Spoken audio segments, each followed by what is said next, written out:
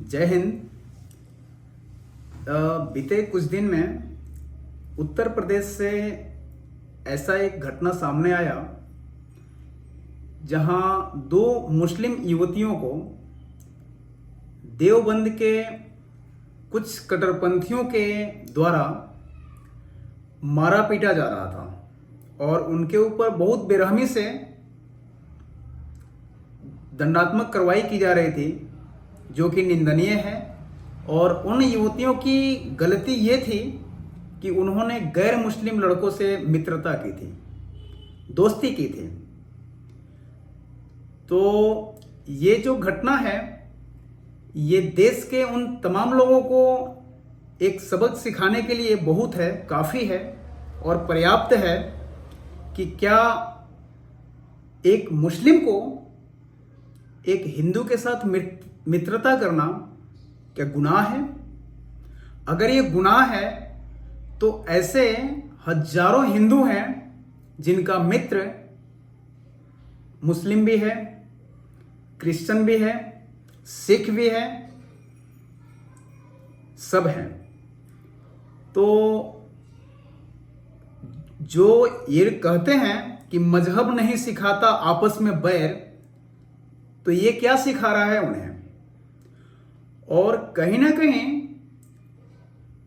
उन लड़कियों को ये लगा होगा कि हाँ, ये मेरा मित्र अच्छा है, तभी तो उन्होंने दोस्ती की होगी।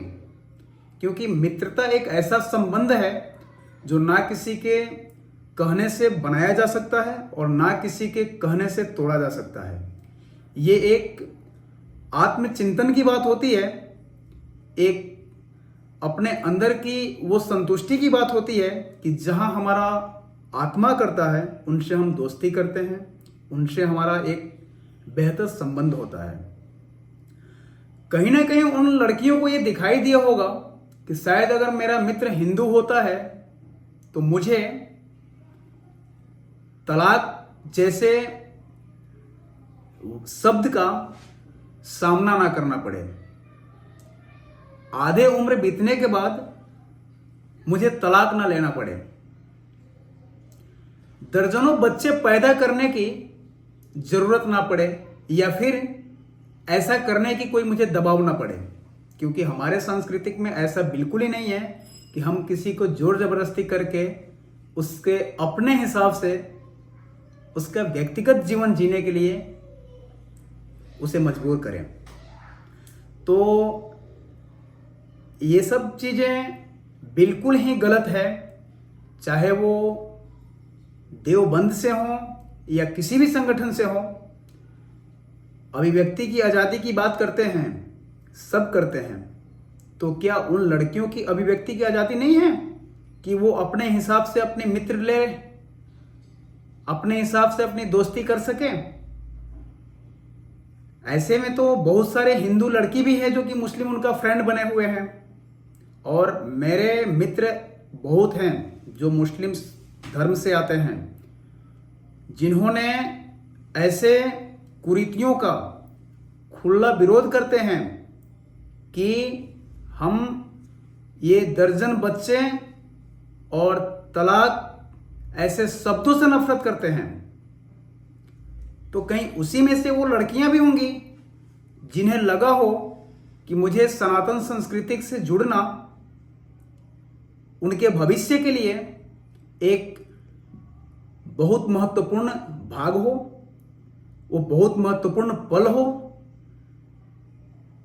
तो जिन्होंने भी इस तरह का घटना उन लड़कियों के साथ कर रहे हैं वो निंदनीय है और इस पर लगाम लगना चाहिए। और उन लड़कियों का भी धन्यवाद देना चाहता हूं कि उन्होंने अपने जीवन के लिए एक सुलभ और सही मार्ग चुना और उन्होंने एक हिंदू मित्र बनाने का फैसला किया। उन हिंदू बहनों को भी ये ज्ञात हो चुका है कि अब वे कट्टरपंथियों के बीच में सुरक्षित नहीं हैं, वे ऐसे व्यक्ति के बीच में सुरक्षित है जो मानवता का महत्व समझ सके, जिनके लिए सर्वधर्म समभाव हो। वे किसी मजहबी ताकत से किसी की व्यक्तिगत आजादी पर आक्रमण ना कर सके, और वे अगर कहीं शिक्षा दी जाती है तो सिर्फ सनातन सांस्कृतिक में शिक्षा दी जा सकती है। सनातन ही मानवता का एक वास्तविक रूप दिखा सकता है। वास्तव मानव क्या है वो सनातन को पढ़ने के बाद ही कोई समझ सकता है। तो जिन्होंने भी सनातन में आने का या सनातन से जुड़ने का या सनातन से मित्रता करने का फैसला लिया है, वे अपने भविष्य के लिए एक सुंदर सपना देख रहे हैं। इसके लिए उन्होंने अपना मित्र हो, साथी हो या जीवन साथी हो, ऐसा चुनने का फैसला लिए हैं या लेते हैं। और मुझे उम्मीद है कि जो भी, चाहे वो किसी भी धर्म से हो, किसी भी मजहब से हो, अगर वो सनातन सांस्कृतिक में आते हैं तो वे अपना भविष्य उज्जवल बना रहे हैं। धन्यवाद।